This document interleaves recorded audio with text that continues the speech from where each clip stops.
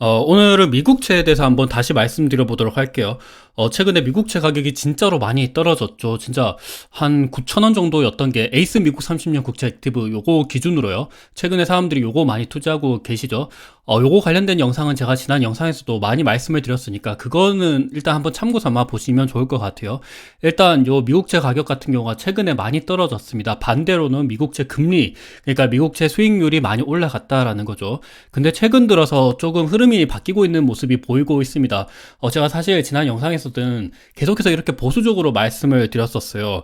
그때 2023년도 9월 8일 날, 이거 작년도 9월 8일이죠. 그때 당시에는 미국채 ETF, TLT를 막 사면 안 된다라고 말씀을 드렸습니다. 근데 그때 이후부터 미국채 가격이 굉장히 많이 떨어지기도 했었죠. 그래서 이때 제가 봤었던 뷰는 어찌 보면 맞았었다라고 생각이 되고 있고, 그리고 2024년도 3월 1일 날, 올해 3월 1일이죠. 얼마 안 됐습니다. 그때는 내가 조금만 사고 있는 이유 관련돼서 영상을 남겼었습니다. 확실히 지금 안정적으로 투자하기는 좋긴 하지만 그래도 좀 보수적으로 바라보자 라는 말씀을 드렸었어요. 그때 8,660원이었었고 그때 대비해서 지금 주가가 좀 많이 떨어졌었죠. 요때였습니다. 근데 지금 많이 떨어졌었으니까 요때도 어찌 보면 좀 보수적으로 투자하는 게 맞았다라고 생각을 해요. 그리고 요때는 3월 21일 날이죠. 그때도 채권 금리가 잘 안 떨어지는 이유 관련돼서 말씀을 드렸었고 그때도 8,580원인데 지금보다 주가가 지금이 더 많이 떨어졌죠. 그리고 장기채보다는 단기채가 낫다라는 말씀을 드렸었습니다. 그리고 요때는 4월 21일 날 조심히 투자해야 된다라고 말씀을 드렸었어요. 좋긴 한데 그래도 좀 보수적으로 바라보자라고 말씀을 드렸어요. 근데 최근에는 조금 이 흐름이 바뀌고 있는 것 같습니다. 이제부터는 미국채를 좀 바라봐도 되지 않을까라는 생각을 해서 오늘 영상은 그에 대한 이유를 한번 말씀드려 보도록 할게요. 일단 오늘 미국 고용 데이터가 나왔습니다. 미국 평균 시간당 임금 전년 동기 대비해서 데이터도 나왔고 뭐 전월 대비해서도 데이터가 나왔죠. 그리고 대표적으로 많이 보시는 논판 페이롤, 비농업 고용 지수 나왔고 실업률도 나왔습니다. 이렇게 파란색으로 나왔죠. 파란색으로 나왔다라는 것 자체가 고용 데이터가 예측치 대비해서 안 좋게 나왔다라는 겁니다. 사람들이 뭐 연준에서 최근에 가장 중요시 여기는 평균 시간당 임금 요거를 보시면 전년 동기 대비해서 4%를 예측치로 봤었고 그리고 전월 데이터는 4.1%였습니다. 근데 이번에는 3.9%로 둔화가 됐죠. 그리고 이거는 전월 대비해서도 마찬가지였습니다. 그리고 비농업 고용지수 같은 경우도 238K 그거를 예측을 했었는데 그러니까 23만 8천을 예상을 했었는데 요거보다 훨씬 더 하회를 했죠. 17만 5천 건만 나왔습니다. 그리고 실업률 같은 경우도 3.8% 예측을 했는데 요거보다 실업률이 높았기 때문에 고용 데이터는 식어가고 있다라고 생각을 하시면 좋을 것 같아요. 이때까지는 고용 데이터가 워낙 잘 나왔기 때문에 미국 연준 입장에서는 금리를 굳이 빨리 낮출 필요가 없다라고 생각을 하고 있었어요. 근데 지금 나오는 데이터, 오늘 나오는 데이터 자체는 고용 데이터가 확실히 많이 둔화되고 있다. 경제가 좀 식고 있다라는 모습을 보여지고 있습니다. 좀 세부적으로 보시면 요게 전년 동기 대비해서 미국 평균 시간당 임금을 나타낸 건데 최근에 좀 둔화가 되고 있다가 옆으로 행보를 했었죠. 그래서 어찌 보면 연준 입장에서 고금리를 좀 장기간 가져와야 된다. 임금이 별로 안 떨어지다 보니까 인플레이션이 앞으로 계속해서 높게 유지가 될 것 같다라는 말을 했지만 최근에 보시면 오늘 특히나 오늘 좀 많이 떨어졌죠. 보시면 계속해서 이렇게 최근에는 좀 둔화되고 있는 모습을 살펴볼 수가 있습니다. 그리고 이것뿐만이 아니라 요거는 논판 페이롤, 그러니까 비농업 고용 지수랑 실업률을 나타낸 건데 실업률도 쭉 떨어지던 게 최근에 다시금 올라가고 있습니다. 실업률이 올라가고 있다는 것 자체가 고용이 좀 식어가고 있다. 그러니까 연준이 조금 소방수로서 나타나서 금리를 조금 빨리 선제적으로 인하를 하든지 요런 생각을 할 수가 있겠죠. 그리고 비농업 고용 지수 같은 경우도 최근에 계속 둔화되고 있는 모습을 살펴볼 수가 있어요. 그리고 뭐 요런 데이터가 오늘 발표가 돼서 이렇게 좀 고용이 많이 둔화되고 있는 모습이 나오면서 미국채 금리 같은 경우가 좀 많이 떨어지고 있는 모습을 보였습니다. 최근에는 금리가 가파르게 올랐다가 다시금 이렇게 떨어지고 있는 모습을 보였기 때문에 이제 좀 추세가 바뀌어지고 있는 게 아닌가라는 생각이 듭니다. 그래서 지금은 미국채를 좀 바라봐도 되지 않을까라는 생각이 드는 첫 번째 이유이기도 하고, 그리고 두 번째 이유는 뭐냐면 보시면 이번에 FOMC에서 파월이 되게 비둘기파적으로 말을 했습니다. 이거는 다들 아시죠? 그래서 미국제 금리 같은 경우가 최근에도 조금 많이 떨어졌는데 특히나 보실 게 다음번 금리 인상 가능성은 낮다라고 얘기를 했었어요. 금리 인상에 대한 부분도 시장에서 예측을 했었는데 금리 인상은 없을 것이다 라고 연준 의장이 말을 했고, 그러면서 시장은 일단 안도를 했었죠. 그래도 금리 인하가 언제 될 것이다, 그리고 금리 인하가 좀 빨리 될 것이다, 이런 이야기는 하진 않았었습니다. 그래서 금리가 뭐 완전히 떨어진다라고 말씀을 드리는 건 아니지만, 그래도 좀 중요하게 지금 말하고 있는 거는 연준 입장에서 고용이 둔화한다면 금리를 내릴 수 있다라고 얘기를 했었습니다. 근데 앞서 보신 것처럼 고용이 이렇게 많이 둔화가 되고 있죠. 실업률이 올라가고 있고 비농업고용 지수가 떨어지고 있고 미국 평균 시간당 임금도 최근에는 좀 둔화가 되고 있습니다. 그래서 이런 것들을 봤을 때 금리 인하를 할 수도 있지 않을까라는 생각이 드는 거고, 그리고 물론 지금 당장 금리 인하를 한다라는 얘기는 아닙니다. 근데 이런 시장의 전망치, 그러니까 시장에서 기대하는 그런 것만 나온다라 그런다면 시장 금리는 앞으로 떨어질 수도 있겠죠. 그래서 어찌 보면 4.75% 뭐 요 정도가 고점이었지 않나라는 생각도 들고 있기는 합니다. 그래서 이런 것들도 한번 기대를 해볼 수 있다라고 생각을 하고 있고, 그리고 보시면 이번에 QT 테이퍼링에 대한 이야기를 했었죠. 6월부터 월 최대 국채 상환 규모를 기존 600억 달러에서 250억 달러로 낮추기로 했다라고 합니다. 그러니까 월가 예상인 300억 달러보다 더 줄였습니다.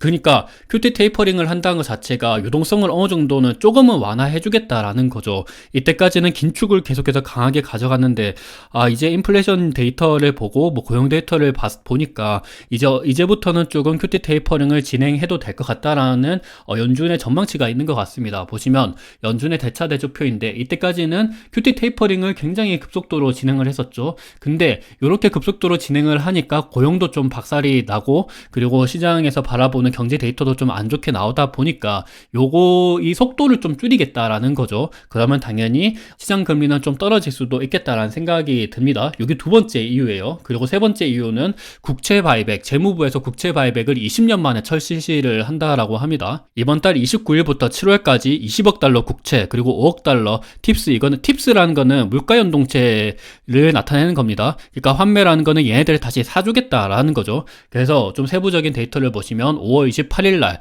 그때 이제 1개월물에서 2년짜리 국채를 20억 달러 주고 사준다라는 거고, 그리고 4월 6일, 6월 4일, 그리고 6월 10일, 6월 18일, 6월 25일, 그리고 뭐 7월 23일까지 보시면 다 국채입니다. 20년물에서 30년물, 그리고 팁스는 물가연동체 1년물에서 7.5년물, 그리고 뭐 5년물에서 7년물, 2년물에서 3년물, 이렇게 다양하게 이렇게 국채랑 물가연동체를 사주겠다라는 거고, 총 보시면 20억 달러, 20억 달러, 5억 달러, 20억 달러, 20억 달러, 뭐 5억 달러, 이런 식으로 사주겠다라는 겁니다. 그러니까 그러니까 재무부 입장에서 국채를 다시 사준다라는 거는 국채 가격이 올라가고 국채 금리가 떨어질 수 있다. 그러니까 유동성을 강화시키겠다라는 거죠. 그래서 이런 것들을 봤을 때도 조금 좋지 않을까라는 생각을 합니다. 그리고 사실 재무부가 이렇게 바이백을 할 수 있는 재원은 보시면 미국 재무부의 TGA 계좌라는 게 있습니다. 그러니까 재무부의 어찌 보면 마이너스 통장이라고 생각을 하시면 될 것 같아요. 근데 최근에 재무부의 이 TGA 계좌가 거의 한 8천억 달러 규모까지가 있습니다. 8천억 달러가 아니고 한 9천억 달러 정도가 있네요. 9천억 달러라는 거는 거의 한 1000조 원 정도가 있다라는 거죠. 뭐 1000조가 아니고 한 1200조? 1100조 정도가 되죠. 그래서 굉장히 많은 규모가 있다. 그래서 이런 재원을 바탕으로 바이백을 할 수도 있다라고 생각을 합니다. 근데 참고삼아 이 TGA 계좌가 이렇게 많이 떨어졌을 때 항상 나오는 게, 이렇게 떨어졌을 때는 부채 한도 협상에 대한 이야기가 나오죠. 근데 지금 재원은 굉장히 많기 때문에 국채 바이백을 할 수 있는 게 아니냐라는 생각을 합니다. 국채 바이백을 하면 그만큼 시장의 금리가 떨어질 수도 있기 때문에 이것도 좀 긍정적인 라고 생각을 합니다. 그래서 이게 세 번째 이유라고 생각을 하시면 좋을 것 같아요. 그리고 보시면 요건 어찌 보면 좀 음모론이긴 한데, 최근에 미국 재무부 장관인 제닛 옐런이 일본 재무상을 만났습니다. 최근에 엔화가 굉장히 약세고 반대로 달러는 굉장히 강세죠. 그래서 요 환율 관련돼서 일본 재무상이랑 이야기를 했다라고 하는데, 보시면 4월 26일자 그때 헤드라인인데 엔화 약세에도 재무장관인 옐런은 일본 정부 개입엔 반대를 한다라고 합니다. 그러니까 일본 정부가 한 번씩 환율 시장에 개입을 해서 달러 공급을 유도하고 강제로 달러 가격을 낮추고 엔화 가격을 강세로 만드는 그런 모습을 한 번씩 보이는데, 이런 거에 대해서 반대를 한다라는 이야기를 했었습니다. 그러면서 사실 이때 보시면 일본 엔달러 환율이 갑자기 이렇게 확 튀었습니다. 보시면 4월 26일 뭐 그때죠. 보시면 정확히 날짜가 일치합니다. 그래서 뭐 이런 이야기, 제니 옐런 재무장관이 일본 정부의 환율 개입에 대해서 반대를 한다거나, 그러니까 요 환율 시장에 대해서 투기적인 세력들이 일본 엔화가 앞으로 더 약세가 되겠구나, 일본 중앙은행이 나서지 않겠구나라는 생각을 하면서 숏배팅을 한 거죠. 그래서 갑자기 일시에 엔달러 환율이 확 올랐는데, 그러니까 엔화 가격이 확 떨어지고 달러 가치가 확 올라갔다라는 거죠. 근데 갑자기 이렇게 확 이렇게 세 번에 걸쳐서 엔달러 환율이 확 떨어졌습니다. 그러니까 엔화 강세가 일어나고 달러가 약세가 됐다라는 거죠. 이거는 당연히 일본 중앙은행이 개입을 했다라는 거죠. 그러니까 여기서 우리가 눈치챌 수 있는 거는, 일단 일본 중앙은행이 원하는 거는 절대 엔달러 환율이 160엔을 터치하지 마라. 그러니까 이게 엔화의 가장 저점이다라고 일단 선을 그어 놓은 거죠. 그래서 일단 한번 일본 중앙은행이 개입을 했을 때는 다시금 이렇게 올라가긴 했어요. 근데 일본 중앙은행은 여기서 더 멈추지 않고 두 번에 걸쳐서 다시 한번 이렇게 개입을 해서 지금은 일단은 일본 중앙은행이 이긴 것 같다라는 생각이 들고 있고, 근데 일단 요걸 말씀드리려고 하는 게 아니고, 제니 옐런 장관이 왜 하필 이 상황에서 일본 재무상을 만났을까라고 생각을 해보면, 지금 저는 개인적으로 요거는 음모론이라고 생각을 하는데, 미국 대통령 선거가 얼마 안 남았습니다. 11월에 미국 대선이 있죠. 그래서 얼마 안 남은 상황에서 만약에 일본 중앙은행이 개입을 해서 계속해서 일어나는 엔화 약세를 멈추고 엔화 강세를 유도하려 그런다면, 지금 일본 중앙은행이 거의 한 1000조 규모의 미국채를 가지고 있잖아요. 결국에 외환 시장에 침투하려 그런다면 요 미국채를 뭐 어떻게 해서든 요 미국채를 시중에 팔던지, 아니면 미국채를 담보로 해서 달러를 공급받아서 요거를 뭐 시중에 풀던지, 요런 식으로 환율 시장에 개입을 할 수가 있는데, 만약에 지금 뭐 제니 옐런 장관이 아무런 이야기를 안 하고 요거를 들어간다라 그런다면, 지금 미국 입장에서는 인플레이션율이 워낙 강하기 때문에 계속해서 달러 강세가 이루어지고 있는데, 요런 식으로 갑자기 미국채를 시장에 내다 판다 그러면 아무런 효과도 못 보이고 그냥 미국채 금리만 올라갈 수 있는 격이 될 수가 있습니다. 그러면 미국채 금리가 올라가면 당연히 지금 대통령 선거를 앞둔 뭐 바이든 정부나 아니면 뭐 제니 옐런 장관이나 이런 분들한테는 안 좋아하겠죠. 그래서 어찌 보면 미리 좀 얘기를 한 게 아닌가라는 음모론이 있습니다. 왜냐하면 지금 계속해서 트럼프도 이야기를 하고 있는데, 최근에 미국의 GDP 같은 경우가 굉장히 뭐 예측치보다 안 좋게 나왔잖아요. 대표적인 원인이 무역 수지가 좀 많이 적자가 심하게 나타났습니다. 그러니까 뭐 수입을 많이 하고 수출은 별로 못 하고 있다라는 거죠. 수출을 못 하고 있다는 것 자체가 달러가 강세이기 때문인데, 달러를 어느 정도 좀 약세로 유도하려고 하는 움직임이 보였고, 반대로 일본 같은 경우는 워낙 엔저 현상이 지금 강하다 보니까 요쯤 되면 그래도 한 번은 되돌려야 되지 않나라는 그런 이야기를 하고 있습니다. 그래서 두 사람의 일본이랑 미국의 정부의 생각이 어느 정도 맞아서 이런 식으로 좀 이루어진 게 아닌가라는 생각을 하고 있어요. 그래서 하필 옐런 장관이 일본 재무상을 만났었던 타이밍이 국채 바이백에 대한 이야기를 하기도 했었고, 그리고 FOMC에서 파월 의장이 되게 비둘기파적으로 이야기하고, 뭐 이런 상황이 좀 겹쳤던 상황이지 않나라는 생각을 합니다. 그래서 뭐 이런 상황이 아니었다라 그런다면 일본 혼자서 그냥 갑자기 돈을 무수하게 쓰고 그러면 뭐 일본 엔화 강세에도 이끌지 못하고 오히려 미국의 금리만 올릴 수 있는 격이 될 수가 있었기 때문에, 좀 미국 대선을 앞둔 상황에서 지금 미국이 원하는 거랑 일본 중앙은행이 원하는 게 어찌 보면 일본 엔화가 어느 정도 조금 지금 저점을 형성하고, 반대로 달러를 조금 약하게 유지하는, 그러니까 미국의 시장금리 자체를 많이 안 올리려고 하는 그런 움직임, 그런 의도이지 않나라는 생각을 하고 있습니다. 요거는 지금 돌아다니는 음모론이기 때문에 참고 삼아 보시면 좋을 것 같아요. 그래서 이런 것 때문에도 미국의 시장금리가 앞으로 떨어질 수도 있지 않을까라는 생각을 할 수도 있을 것 같습니다. 그래서 여기서 좀 투자 아이디어가 있는데, 지금 일본 증시에 상장된 미국채 ETF가 있죠.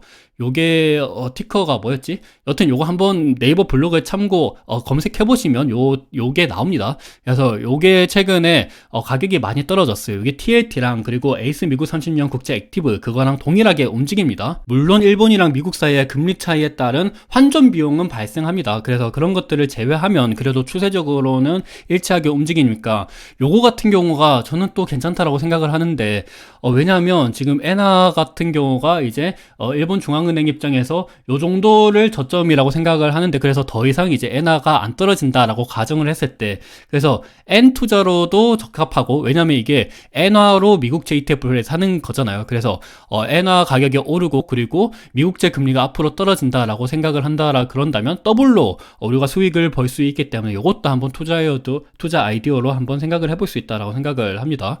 그리고 보시면 이제 얼마 안 남은 데이터죠. 이게 5월 15일 날 거의 2주채 안 남았습니다. 지금 상황에서 미국채를 투자하시는 분들 입장에서 가장 눈여겨보셔야 되는 경제 데이터가 앞으로 이제 소비자 물가 지수 5월 15일 날 발표되는 요거인데 최근에는 거의 뭐 떨어지다가 옆으로 행보하고 있었거든요. 그래서 요게 좀 떨어지는 게 중요하다라고 생각을 하고 있고 근데 이게 쉽사리 확 떨어지지는 않을 것 같기는 한데 그래도 좀 추세적으로 떨어지지 않을까. 그러면 TLT나 에이스 미국 30년 국제 액티브나 아니면 요 상품을 투자하시는 분들한테는 긍정적으로 다가올 수가 있겠죠. 그래서 이게 좀 떨어질 수도 있을 것 같다라는 생각을 하는데 저는 개인적으로 왜냐하면 CPI 지수 그리고 PCE 지수가 이게 주거비가 포함된 그러니까 그 CPI 지수 세부 항목이 많잖아요. 그리고 PCE 세부 항목이 많은데 그 중에서 주거비를 나타낸 겁니다. 요거예요. 근데 최근에 떨어지고 있는데 과거 대비해서는 아직까지 높죠. 그래서 요거 때문에 주거비가 더욱더 많이 떨어져야 된다라는 이야기를 하는데 근데 세부적으로 보면 진로 임대 지수라는 게 있습니다. 요게 많이 떨어졌었어요. 그리고 세입자 임대 지수라는 것 자체도 많이 떨어졌었죠. 근데 보통 요게 먼저 선행해서 움직입니다. 올라갈 때도 먼저 올라가고 요거는 CPI 그리고 PCE 주거비 지수 같은 경우는 나중에 좀 움직이죠. 그래서 이게 미리 떨어졌다라는 것을 생각을 하면 이게 좀 천천히 앞으로 떨어지지 않을까라는 생각을 하고 있는 거고 그리고 최근 들어서 유가 같은 경우도 조금 다시금 떨어지고 있습니다. 그리고 고용 데이터 관련돼서 저는 요거 관련돼서 좀 최근에는 많이 말씀을 안 드렸는데 저는 매일매일 요 데이터들을 한번 전체적으로 살펴보거든요. 최근에 고용 시장 자체도 좀 세부적으로 보면 많이 둔화가 되고 있습니다. 주간 평균 노동시간이 최근에 많이 떨어졌죠.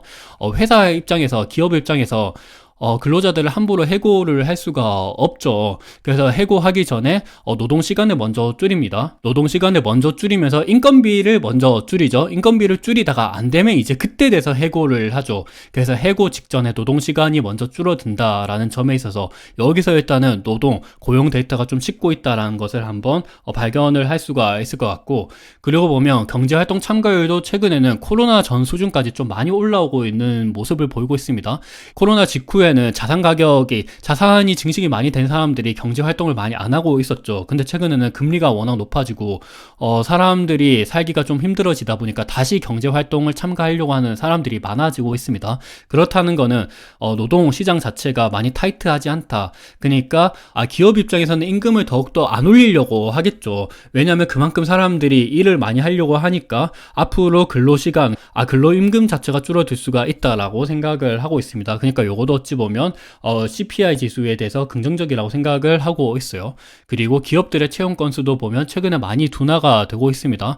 고용 데이터가 좀 많이 둔화되고 있다라고 생각을 하고 있고 그리고 채용 건수 중에서 제조업이 원래 먼저 떨어지거든요. 보시면 제조업이 먼저 떨어졌죠. 과거에도 보면 항상 뭔가 좀 먼저 반응하는 움직임이 보였습니다. 좀 올라갈 때도 조금 먼저 좀 둔화하는 모습이 보였는데 최근에는 보시면 레저 서비스업 지수 같은 경우도 최근에 좀 같이 둔화되고 있는 모습을 보이고 있죠. 원래 서비스업 지수 같은 경우는 조금은 움직이는 모습이 나중인데 그래도 이런 서비스업 채용 건수랑 그리고 제조업 채용 건수가 자체가 많이 뚫어주고 있다는 것 자체가 고용 데이터가 조금 둔화되고 있다라고 생각을 하고 있습니다. 그리고 풀타임이랑 파트타임 근로자 수 같은 경우도 원래 경기 침체가 나타났을 때는 파트타임 근로자 수는 늘어나고 풀타임 근로자 수는 줄어듭니다. 당연히 기업 입장에서는 아르바이트생 그러니까 파트타임 근로자 수를 오히려 좀 늘리고 풀타임 정규직은 좀 자르는 모습을 보이겠죠. 과거에도 보시면 2000년도 닷컴 버블 때 요게 파란색이 풀타임입니다. 풀타임이 좀 줄어들고, 그리고 파트타임은 올라갔죠. 2008년도 글로벌 금융위기도 풀타임 줄어들고 파트타임 올라갔습니다. 근데 지금 보시면 파트타임 올라가고 있습니다. 풀타임은 근데 올라가다가 제가 최근 데이터를 안 가졌네. 풀타임은 옆으로 횡보를 좀 하는 모습이 보이거든요. 그래서 이런 것들을 봤을 때는 지금 고용 데이터 자체가 조금 세부적으로 봤을 때도 둔화되고 있다라는 생각을 해서 CPI 데이터도 조금 긍정적으로 나올 수도 있지 않을까라는 생각을 합니다. 그래서 일단 최근에 미국채 가격이 많이 떨어졌는데 이제는 조금 저점을 터치하고 조금 올라갈 수도 있지 않을까라는 생각을 해서 오늘 영상을 한번 말씀드려봤습니다. 투자에 어느 정도 도움이 되셨으면 좋을 것 같습니다. 감사합니다.